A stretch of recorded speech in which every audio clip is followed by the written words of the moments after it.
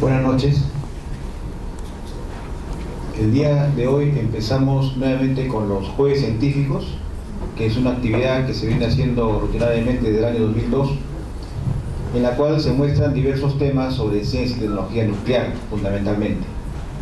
En esta oportunidad vamos a empezar las conferencias de este año, justamente con el doctor Modesto Montoya, quien como presidente de la institución fue la persona que instaló estas conferencias en el año 2002. El doctor Montoya es bachiller, licenciado y magíster en ciencias en la Universidad Nacional de Ingeniería. Él es doctor en física nuclear y física de partículas en la Universidad de París, doctor de Estado en ciencias en la Universidad de París también, doctor en gobierno y políticas públicas por la Universidad Nacional, la Universidad San Martín de Porres. Ha sido presidente del Instituto Peruano de Energía Nuclear, también fue presidente de la Sociedad Peruana de Física y actualmente es el presidente de la Academia Nuclear del Perú. Es investigador invitado o ha sido invitado en diversos países como Italia, Francia, Alemania y Estados Unidos. Es investigador del IPEN y es el único profesional que tiene el mayor de los 12 niveles profesionales que existen en el IPEN. Es profesor principal en la Universidad Nacional de Ingeniería. Él nos va a hablar acerca de los usos de las técnicas isotópicas para estudiar el origen de las aguas de los manantiales. Después de su exposición van a hacer las preguntas que crean convenientes, las sugerencias, los comentarios sobre el tema que va a poner el doctor Montoya. Así que dejo en uso la palabra al doctor Montoya.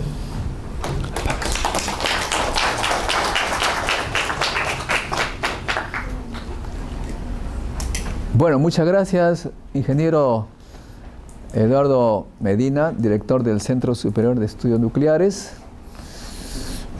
Solicité que apagaran el aire acondicionado porque fue un poco mal. Y el año pasado me dio neumonía por 2 semanas en la clínica, entonces de modo que no quiero estar de nuevo en esa. Es el problema de la edad.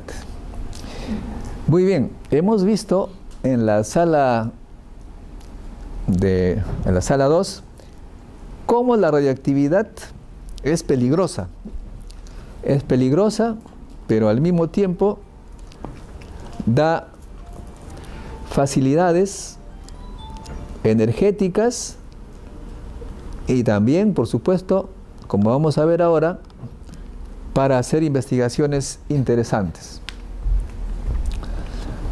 Estamos siguiendo un curso de enseñanza de ciencias y de investigación. Entonces, como parte de este curso también, debemos señalar que la investigación siempre comienza con un problema. Es más, se dice que la parte crucial de toda investigación es el problema. Y claro, los profesores de investigación tienen que buscar problemas para los alumnos que quieran hacer tesis. Porque si el profesor es incapaz de encontrar problemas, no va a tener alumnos, ¿no?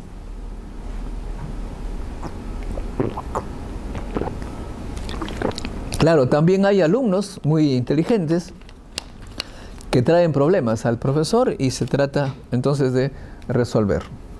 Hemos visto también que dependiendo del problema, uno tiene que buscar los recursos adecuados. Si queremos resolver el problema de la partícula Dios, que se requiere grandes energías cinéticas, habrá que construir aceleradores que cuesta miles de millones de dólares y conseguir científicos también por miles. Eso no lo vamos a hacer. O si queremos tener imágenes del universo lejano, habrá que hacer un telescopio satelital y gastar unos 2.000 millones de dólares, que tampoco lo vamos a hacer. Entonces nosotros como peruanos y como profesores de ciencias tenemos que resolver problemas peruanos y buscar los apoyos que se requieran para eso. Uno de los temas importantes que está pasando en estos tiempos es el problema del agua. Ya seguramente ustedes han escuchado varias veces que el problema del agua va a ser el problema del Perú dentro de poco, porque el calentamiento global va a terminar desapareciendo a los glaciares. Y si desaparecen los glaciares va a haber una disminución de agua en los ríos. Pero no solamente ellos, sino que también hay el riesgo de que no llueva 1 o 2 años. Los peruanos debemos sentirnos orgullosos de ser descendientes de los antiguos hombres que llegaron a este lugar hace 10.000 años aproximadamente y supieron resolver problemas, uno de los cuales es precisamente el agua en el desierto que era la costa. La imagen que ustedes están viendo se trata de un pozo hecho hace más de 500 años.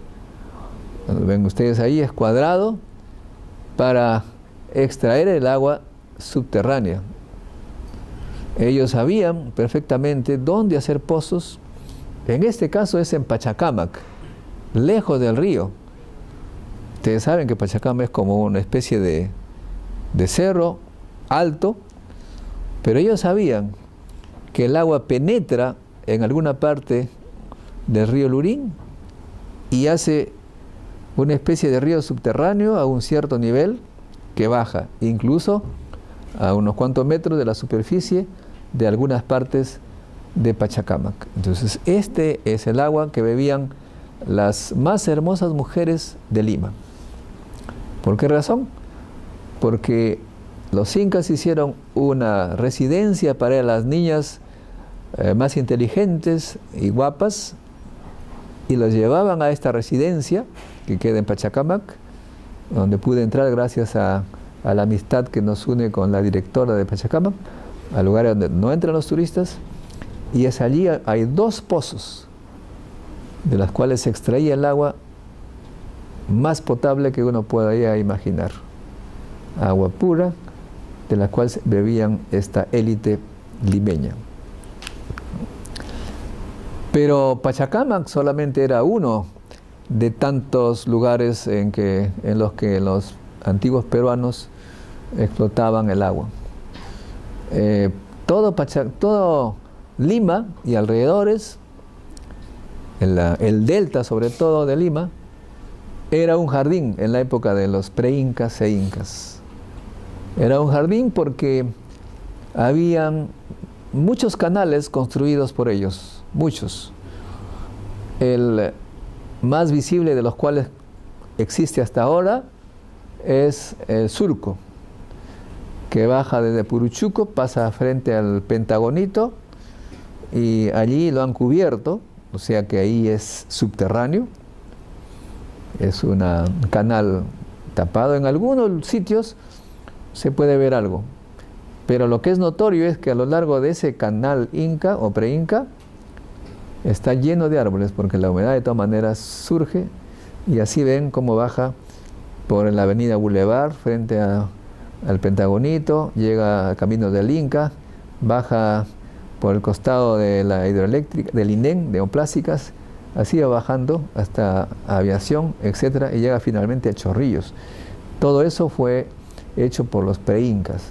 Y entre Sulco y el río Rímac había innumerables canales, como ustedes notan en la figura. De modo que nosotros pertenecemos a una civilización hidráulica. Hay muchísimos otros ejemplos que no voy a mencionar, pero nosotros acá en Lima estamos muy interesados en resolver este problema. ¿Qué pasará con Lima si es que no tenemos agua? ¿Y con qué vamos a resolver el problema? Si ya tenemos ¿qué método vamos a usar? Lo que se requiere conocer para ello es de dónde viene el agua, dónde se origina el agua, por dónde transcurre, ¿no?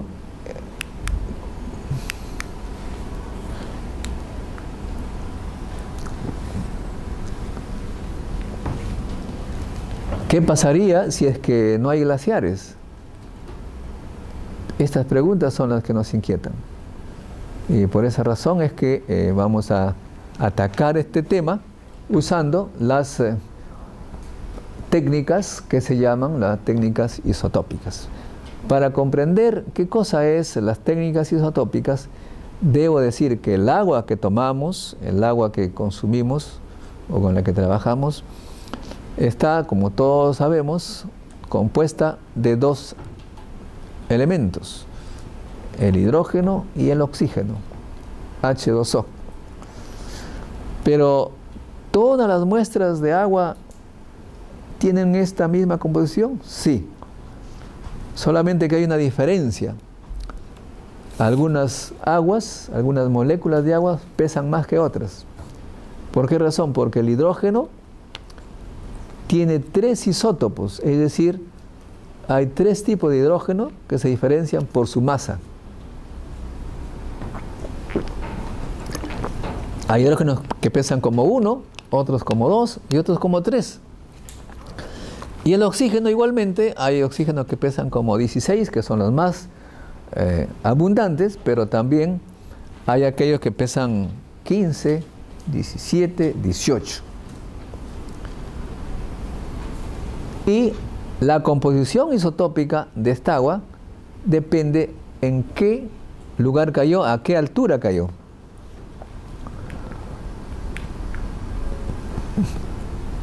Bueno, esta es una definición matemática, por ejemplo, de la composición del oxígeno 18. Ya dijimos que el oxígeno puede tener 16, 17, 15, 18. Entonces el contenido relativo al oxígeno 18, que es 16, que es el más abundante, relativo a un patrón, es una desviación. Este será el contenido de oxígeno 18 respecto al patrón. Y también se tendrá el contenido del hidrógeno 2 respecto al hidrógeno 1. O sea, es una desviación respecto a lo que más abunda. El contenido de hidrógeno 2 y el contenido de oxígeno 18 se convierten en una especie de huella digital.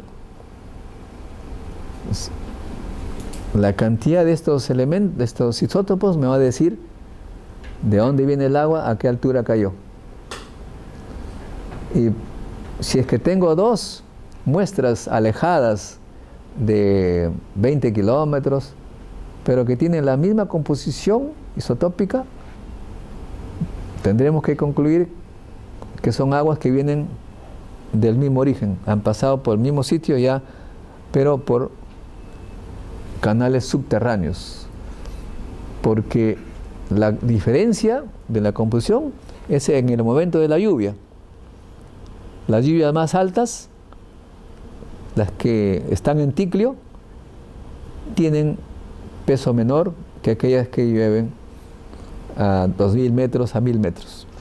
Y eso es totalmente normal, porque el agua, como ustedes saben, viene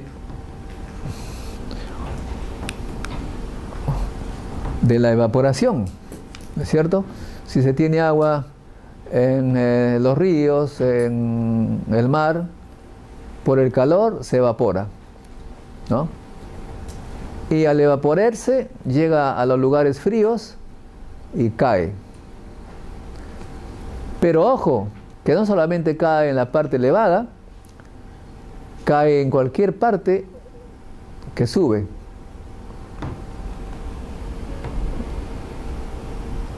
Las lluvias que caen primero, cuando va subiendo la nube, contienen agua más pesada, porque los que tienen más peso caen primero, y los que tienen menos peso suben más. Este fenómeno es totalmente conocido por todos nosotros. Así se hace, por ejemplo, cuando ustedes hierven agua, pueden tener agua más liviana, todos los metales quedan en el fondo y se tiene agua un poco de menos peso. Todo el agua que sube hasta las partes elevadas pesan menos.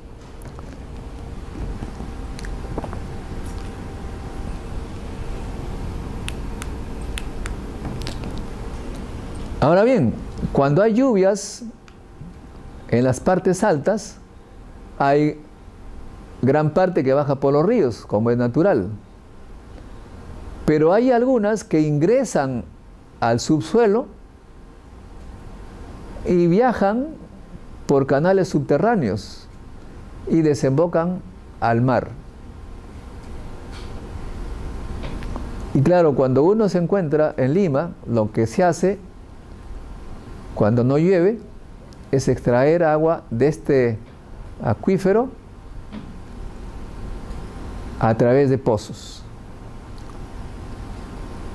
Y claro, si es que hay muchos pozos en este acuífero, termina por impedir que el agua llegue al final. O sea, mientras uno más va bajando, va encontrando menos agua. Llega incluso el momento en que ya no hay agua por aquí. Y vamos a tener que hacer pozos más profundos para encontrar otro acuífero más abajo. Eso es lo que ha ocurrido con Lima. Lima, aquí por ejemplo donde estamos, se hacía pozos a 20 metros y se tenía agua. En la Victoria, ahora hay que ir hasta 100 metros para traer agua.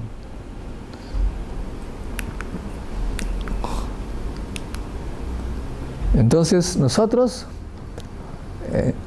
tenemos que medir la composición isotópica de hidrógeno 2 y oxígeno 18 para saber de dónde viene el agua que estamos tomando, a qué altura cayó como lluvia, para ver qué podemos hacer en caso de falta.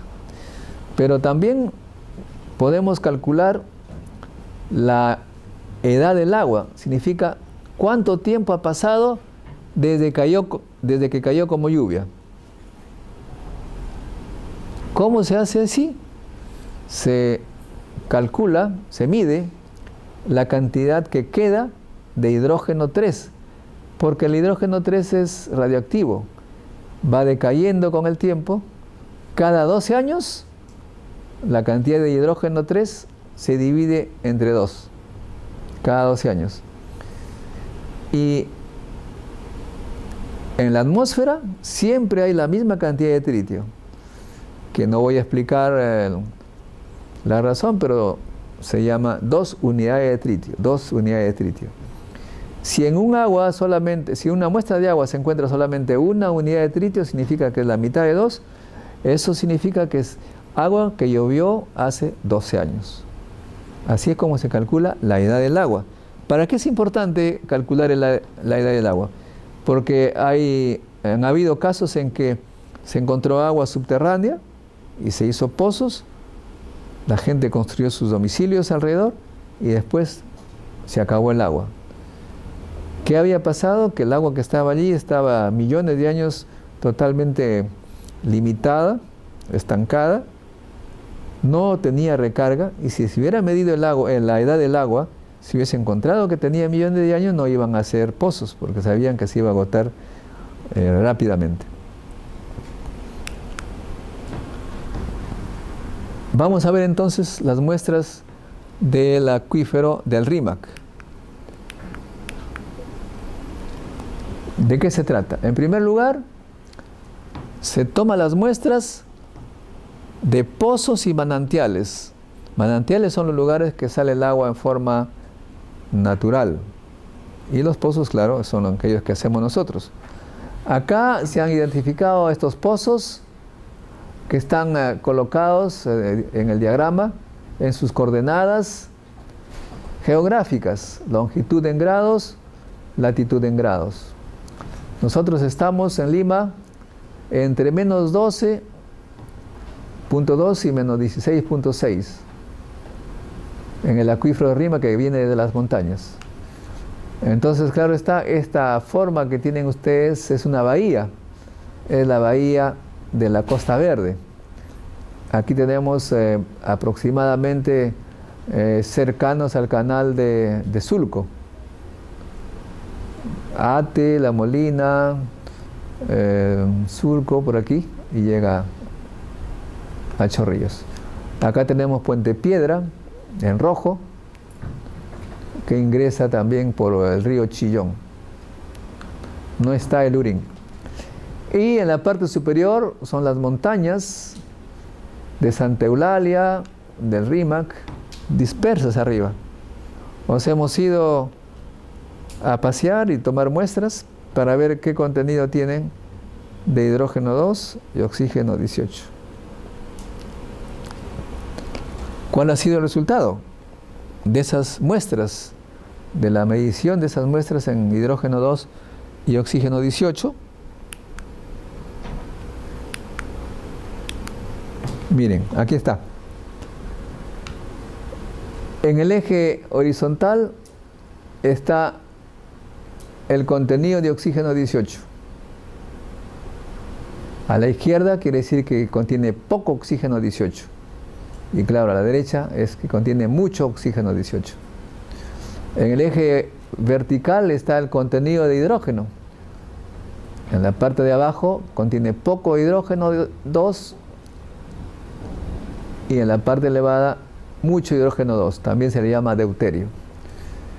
Y todos los pozos y manantiales que hemos tomado y medido la composición de deuterio y de oxígeno 18, colocamos y vemos que hace una línea recta, miren. ¿Se acuerdan que estaban dispersos por todos lados? Pero en lo que respecta, si se coloca en este diagrama de oxígeno 18 y deuterio, sale en línea recta. En línea recta, pero, ojo, es muy importante señalar que hay una dispersión. En la parte 1, ¿se acuerdan que los triangulitos verdes, a qué correspondían los triangulitos verdes? Las altas montañas, ¿no es cierto? De Chosica para arriba, de Cocachacra, por ahí San Mateo, Santa Eulalia. Pero los numeritos indicaban, ¿qué cosa? Que el 1 era el más bajo y el 10 el más alto. El 10 está cerca a Ticlio y el 1 está por Cocachacra, o sea, está abajo. ¿Eso qué significa? Que las muestras de la parte baja tienen más oxígeno 18 y más deuterio, mientras que la muestra de Ticlio tiene poco oxígeno 18 y poco deuterio. Y así se reparten en una línea. Entonces, a medida que va bajando, significa que tiene menos oxígeno 18 y menos deuterio. Ahora bien, aquí está Ticlio y acá está Cocachacra, digamos. ¿Y esto qué es? ¿Qué eran los cuadrados rojos y los rombos azules? ¿Se acuerdan? Los rombos azules eran Lima y los cuadrados Puente Piedra. ¿No les parece curioso a ustedes que perdón,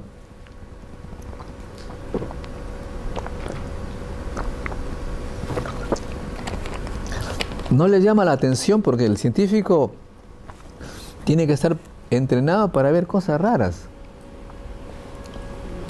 ¿Qué cosa hay de raro acá? Que los verdes eran de altas montañas, por todo lado por arriba, paseándonos, ida y vuelta por acá y por allá. Pero en primer lugar, no habíamos encontrado muestras en esta parte. Estaba vacía, una especie de gap, una brecha. 1, 2, 4 y una brecha enorme, 5, etc. ¿No les llama eso la atención? Es como si que a cierta altura no había nada, no había manantiales. Pero además, las muestras que nosotros tomamos en Lima y Puente Piedra, esas entran exactamente en los sitios donde no habíamos encontrado muestras con esas características. O sea, A estas alturas no había manantiales, pero las muestras de Lima vienen de esas alturas. En otras palabras, el agua que bebemos vienen de los lugares donde se introdujeron. ¿Por qué razón? Porque la tierra, el suelo, es kárstica. ¿Qué significa? Que es como arenisca. Entonces llega la lluvia allí, ¿qué pasa? ¿A dónde se va? Si es como arenisca, se va al fondo, ¿no es cierto? No va a haber manantiales, pues. O sea, si ustedes echan agua en la arena, no van a tener ningún manantial. En cambio, si echan ustedes en piedra, digamos, en piedra así, van a encontrar, si echan agua, van a encontrar pocitos de agua, ¿no es cierto? Pero si de arena, no. ¿A dónde se va a ir esa agua? Al fondo, y cuando choque con roca, ¿qué va a pasar? Por gravedad va a bajar. ¿Hacia dónde? Hacia Lima.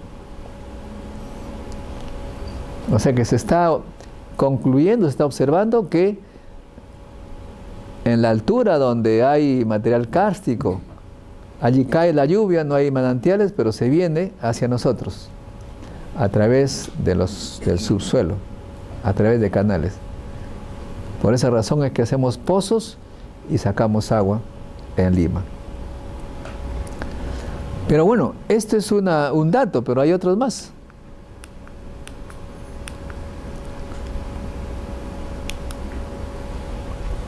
Acá, miren. Tenemos acá el oxígeno 18. Que ya lo dijimos, el oxígeno 18 tiene que ver con la altura.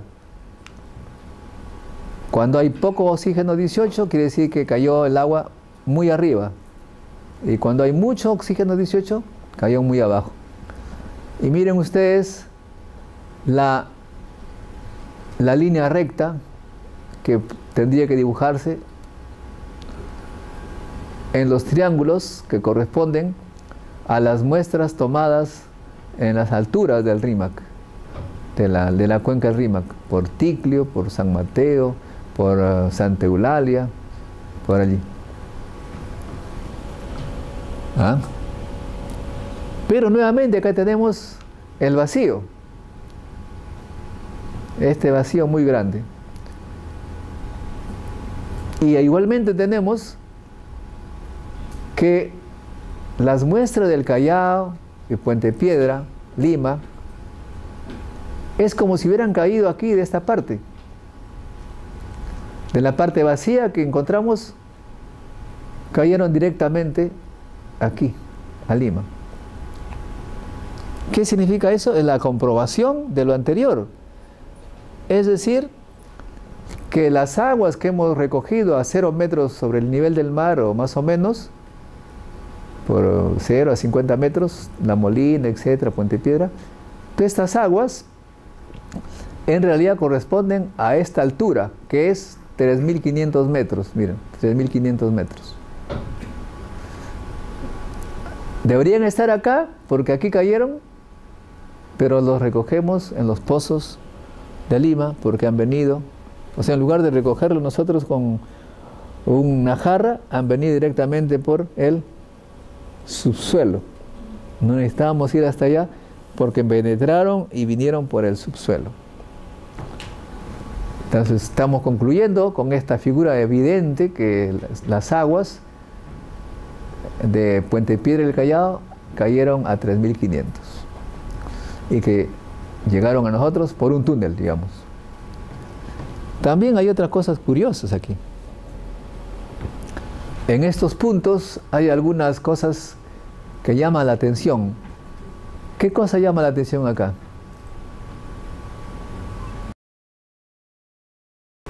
¿Qué punto está fuera del foco, digamos? ¿Cómo? ¿Que está marcado con qué letra? El túnel Gratton. Este está fuera de su sitio. Debería estar acá. ¿Por qué está abajo? Por una razón muy sencilla. Este túnel es una mina de 11 kilómetros, está en San Mateo. San Mateo está a 3.500 metros. La carretera central, cuando ustedes van allá, van a encontrar ese túnel, del cual sale un río como el río Rima, cualquier cantidad de agua. 11 kilómetros contra la cordillera.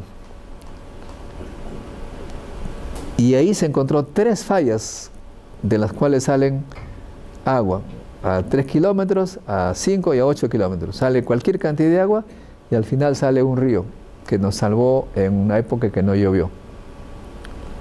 ¿De dónde sale esa agua de ese túnel? Obviamente no ha llovido ahí, no ha caído ahí. Ha caído a 5.000 metros o 4.000 metros y ha bajado por las fallas geológicas, y como el túnel corta esas fallas geológicas en 3 lugares, recoge el agua que cayó mucho más arriba. ¿Se dan cuenta? Entonces, estos datos, midiendo solamente la composición isotópica de deuterio y oxígeno 18, nos puede dar una serie de conclusiones interesantes respecto a las características, origen del agua que estamos bebiendo. Otro dato más. Nuevamente acá tenemos el oxígeno 18, que es una, en cierta manera, medida de altura. Aquí significa baja altura y aquí muy elevada altura, ¿no es cierto? Igualmente acá hay una línea recta. Acá tenemos la temperatura. Cuando se saca la muestra y se mide la temperatura. Y vemos pues que es una línea recta, ¿sí, no? Por Ticlio, el agua está a ver. No, perdón, este no es Ticlio, este es el Concachacra. Por Ticlio está a 4 grados centígrados el agua, o sea, casi hielo. Está a punto de congelarse. Y mientras que por Cocachacra está a 15 grados, o sea, más arriba de Chosica. O sea, entre Cocachacra y Ticlio, el agua es diferente en temperatura.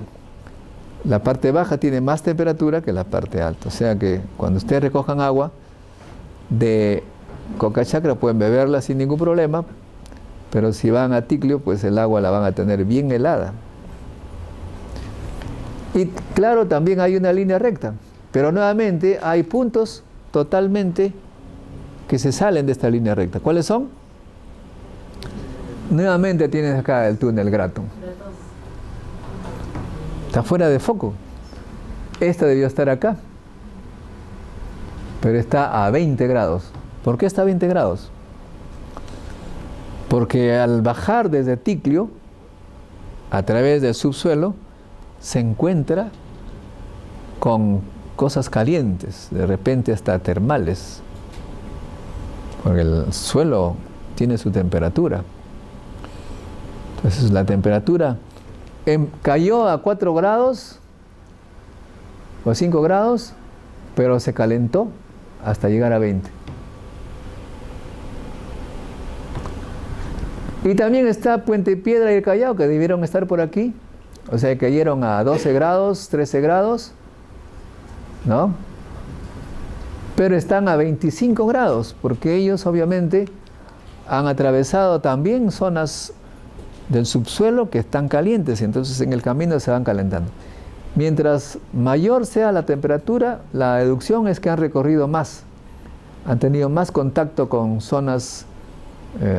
Si tuvieran zona volcánica sería ya incluso extremadamente calientes, ¿no es cierto? Esa es la manera como uno deduce de los datos. El científico tiene que deducir para resolver su problema, tiene que ir midiendo y sacando, obteniendo resultados, extrayendo resultados de conclusiones de sus resultados, ¿no? Sabemos entonces que el túnel Gratton tiene aguas que han caído mucho más arriba. Y también, por supuesto, Lima y Callao, aguas que cayeron a 3.500 y que han bajado. Ahora bien, ¿para qué nos sirve el dato este de que el túnel Gratton tiene aguas que cayeron 1.000 o 1.500 metros más arriba? Nos sirve porque eso nos da una idea a los peruanos y a los limeños sobre todo, que la cordillera de los Andes está repleta de agua. Está repleta de agua. Y se va al mar a través de canales subterráneos. Y que si nosotros queremos resolver nuestro tema de agua, lo que hay que hacer es más túneles Gratton y tener varios otros ríos.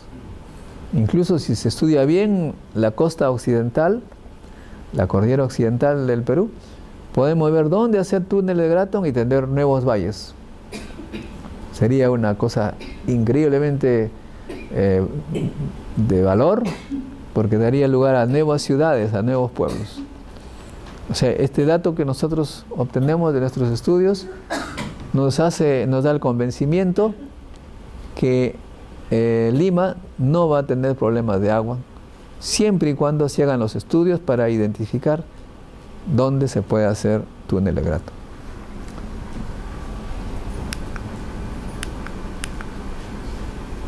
Ahora bien, vamos a ser más específicos a las aguas de los pozos, porque ya vemos que estos pozos vienen de las alturas de 3.500 metros, pero queremos saber más,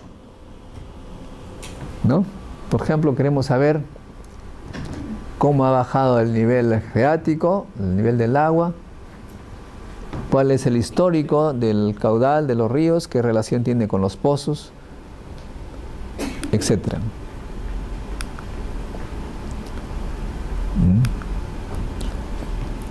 Para ser más precisos, acuérdense, este es el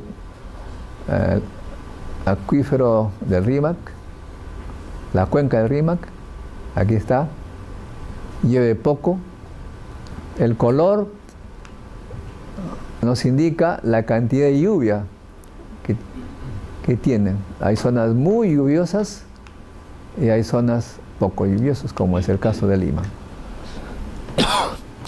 Entonces nosotros tenemos que estudiar ese tema. Aquí está un plano más detallado de Lima, Chillón, el Rímac, Lurín. Los pozos están por acá.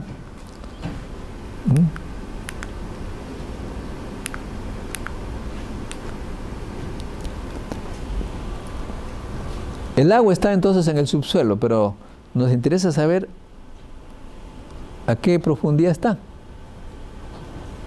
¿Cuántos metros necesito hacer aquí un pozo para sacar agua? Para eso se mide lo que se llama el nivel de la napa freática.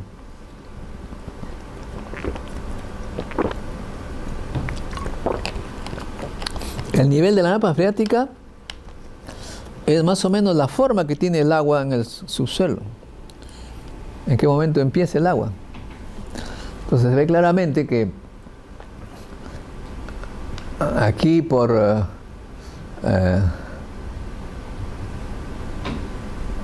el Chillón, a la altura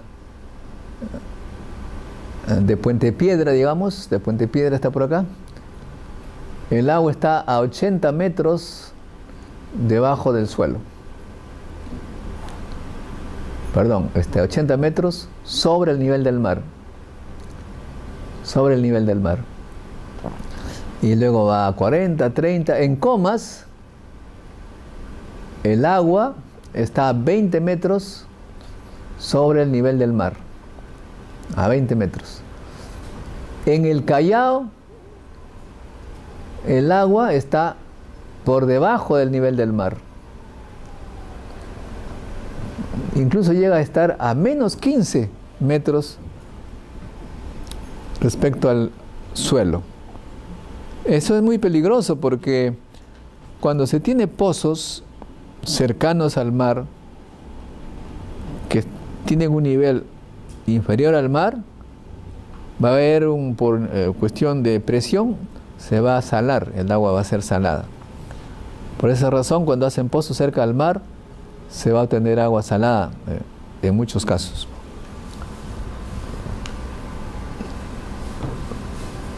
En Chorrillos, ahí se está a 0 metros, o sea, no hay mucho peligro de salar el agua. El Callao sí, ahí sí hay bastante peligro. Por Ate-Bitarte está a 160 metros sobre el nivel del mar.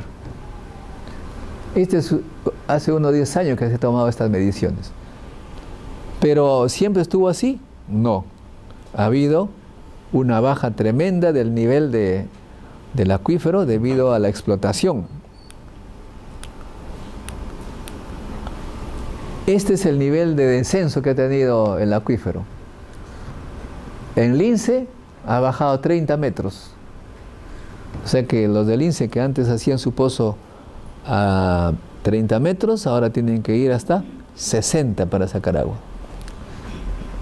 Pero en el lugar donde más ha bajado es en La Molina. Ahí ha bajado 50 metros. Antes tenían agua a 30 metros, ahora tienen que ir hasta 80 metros. Y obviamente en los lugares con menos recursos no se han hecho muchos pozos, ha bajado poco, 10, 20 en comas.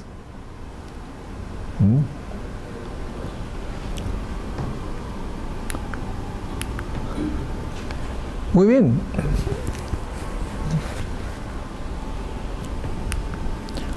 Esta es otra manera de ver los pozos ya de Lima. Aquí ya no estamos en las montañas, solamente nos estamos concentrando en Lima, ¿no? Aquí está Puente Piedra, tenemos acá la bahía y el canal de Sulco. Aquí están las coordenadas geográficas para indicarle más o menos qué significan las coordenadas geográficas respecto al mapa. Es interesante correlacionar para saber en cuánto tiempo se recargan los ríos. Es interesante correlacionar el nivel del río y el nivel de los pozos. ¿Los pozos siempre tienen el mismo nivel? No, a veces suben, a veces bajan. Y eso se mide. Hay detectores permanentes que nos dicen a qué altura está el agua. Y también Senami mide el caudal del río todos los meses. De modo que nosotros, los científicos, ustedes también, no necesitan medir todo. Para eso existen instituciones que les pueden proporcionar los datos. Ustedes, por ejemplo, si viven en un barrio, le piden a Senami, yo quiero saber el caudal del río Rímac o del río Chillón, cómo ha variado en el tiempo. Y a Sedapal le dicen, yo quiero saber cómo ha variado el nivel de agua de mi pozo que está cercano. Sedapal le tiene que dar. ¿Para qué sirven esos datos? Para saber en cuánto tiempo llega el agua allí. Por ejemplo, en este caso,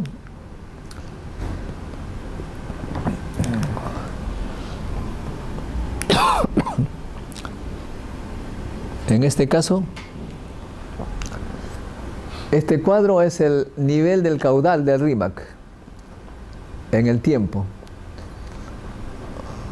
En el año 1980 vino 20 metros cúbicos por segundo en promedio. En el 2010, 35.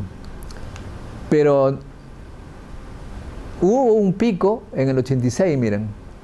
Llegó a 50, ¿qué tal los aluviones?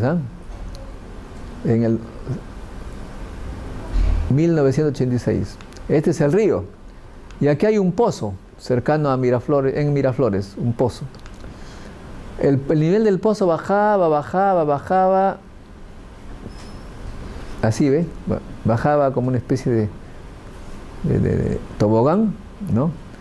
Pero hubo aquí un freno a la bajada, el 89. Justo 3 años después que hubo un pico en el caudal. O sea que en el caudal hubo un pico en el 86, gran cantidad, y aquí se sintió 3 años más tarde. En el 2001 también hubo una gran cantidad de agua en el río, y en el pozo de Miraflores se sintió en el 2004. ¿Qué significa eso? ¿Cuál es la conclusión? ¿Cuánto tiempo tarda el agua en cargarse con el río? 3 años. 3 años. O sea que en los pozos tenemos para 3 años. Si es que deja de llover, hay para 3 años. ¿Ah? Este es Miss La Libertad, que expuse esta conferencia en Trujillo. Miss Libertad Universo. Yo estaba conversando con un colega allí y ella sentó a mi lado, me dijo: doctor, quiero escuchar porque usted está hablando de cosas interesantes. Así que ya saben, caballeros, si quieren que una Miss venga a su lado, hablen de cosas interesantes. Muy bien. El tritio dijimos que tiene que ver con la edad del agua. Esta es la cantidad de tritio y en la horizontal tenemos la altitud del fondo del pozo. O sea que el fondo del pozo también tiene una altitud respecto al mar. Yo tomo el agua de ahí y veo cuánto tritio tiene. ¿Y qué es lo que veo? Que mientras más profundo está el agua, tiene menos tritio. ¿Eso qué significa? Que mientras más profundo está, es más vieja el agua. Y mientras más alta está, es más joven. Eso quiere decir que las aguas más profundas han venido desde muy arriba, lentamente. Y calculando, hemos visto que el agua frente al Callao, hay un pozo en el mar, ha tardado 50 años en llegar allí. 50 años.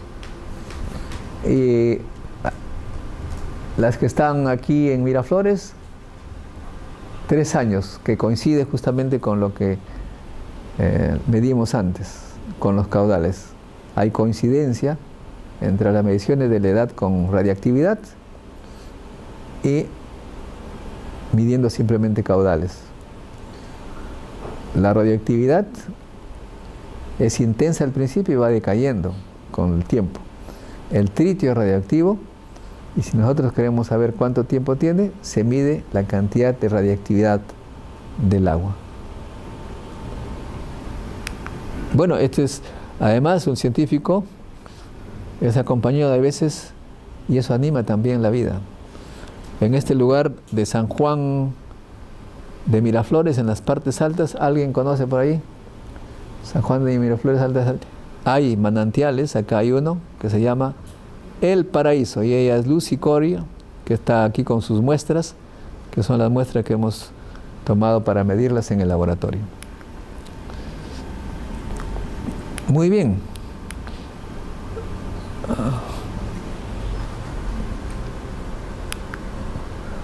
También hay curiosos. Esta chica es una bailarina colombiana que estaba paseando por arriba, por este lado. Era como las 7 de la mañana, 6 de la mañana, es sábado, y se acerca esta chica y el señor le dice: ¿qué están haciendo ahí tomando muestras? Somos científicos. ¿Así? Nunca he tenido un amigo científico. Bueno, siempre hay una primera vez. Bailarina colombiana que terminaba de hacer su show en algún lugar y que luego me llevó a mostrar cómo era su show. Fantástico, lo recomiendo. De modo que la ciencia también tiene su parte, no solamente cálculo, sino también tiene capta el interés de personas interesantes. Conclusiones. Las fluctuaciones del nivel estático de la napa freática de Miraflores a 100 metros del mar, comparada con el histórico del Cabo de Lima, sugieren que tardaron estas aguas 3 años en llegar a Miraflores. La abundancia de tritio nos muestra que por el Callao, en el mar, hay agua que ha tardado 50 años en llegar, después que llovió. Y en Chorrillos, pozos en Chorrillos, las aguas han tardado 30 años en llegar. Y acá, por este sitio, 3 años. Significa que se ha recargado aquí en esta parte con las aguas del río Rímac, por Ate o por allí. De modo que si nosotros queremos recargar y tener más aguas en los pozos en estos sitios, lo que hay que hacer es hacer pozos al lado del río Rímac, una batería de pozos cercanos al río Rímac o dentro del río Rímac si es posible, con rejas para que no entren piedras, para que en la época de gran lluvia ingrese al río subterráneo que hay. O sea, tenemos varias capas. Ahí se necesita llenar de agua porque hay falta, entonces se llena en la época de lluvia. Aquí tenemos a nuestros dos de los colaboradores, de miembros del equipo, cusqueños los dos, son del Ingemet. Y bueno, como no se puede presentar todas las fotos, también hay los equipos complejos que tienen ellos, y también el IPEM va con sus equipos a tomar la muestra. Tomar la muestra no es tan simple. Los equipos que se llevan nos permiten medir la conductividad, el pH y muchas cosas. Para cada muestra se tiene que tardar por lo menos media hora. Entonces todos los fines de mes voy con ellos a recorrer los manantiales de la Costa Verde y mandamos al laboratorio diversos, al laboratorio de, primero las mediciones in situ, que son con aparatos complejos, pero luego al laboratorio donde se mide el contenido de detritio, de deuterio, de oxígeno 18, de minerales en general, etcétera, etcétera, ¿no? O sea que es un trabajo de investigación que justamente lo que señalaba en el curso, uno tiene que hacer cosas importantes e interesantes, pero también con los recursos que uno tiene. Y los recursos que uno tiene no solamente son los que están en mi casa o en el colegio o en la universidad. Hay que ver que en el Perú hay diversos laboratorios que pueden participar en el estudio.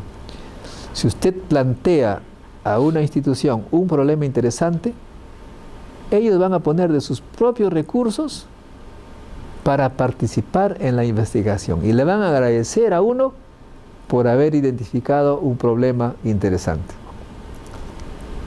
O sea, no se debe partir de esta idea, no tengo laboratorio, entonces no puedo hacer, no. Hay que plantear problemas interesantes y va a tener muchos colaboradores. Tenemos a CEDAPAL, a CENAMI, al INGEMET, a Ricardo Palma, que mide las cuestiones bacteriológicas, al IPEN, a la UNI, es decir, todo eso porque se le planteó un problema que nadie había pensado antes, los manantiales del acuífero, los manantiales de la Costa Verde, que qué pena que no hemos tenido tiempo para ir, pero ahí pues sale el agua como ríos directamente al mar, que se pierden. Muy bien, y este es el encuentro científico internacional que se dio en el Pentagonito. ¿Alguno de ustedes fue? Bueno, todos los años, 2 veces al año, enero, primero día, y agosto, primero día, se da el encuentro, y ahí vienen científicos de todo el mundo, y también los peruanos que están acá, para mostrar todos sus adelantos y los temas interesantes que han resuelto. Les agradezco por la atención prestada, los invito para que participen en el encuentro científico internacional.org. Gracias.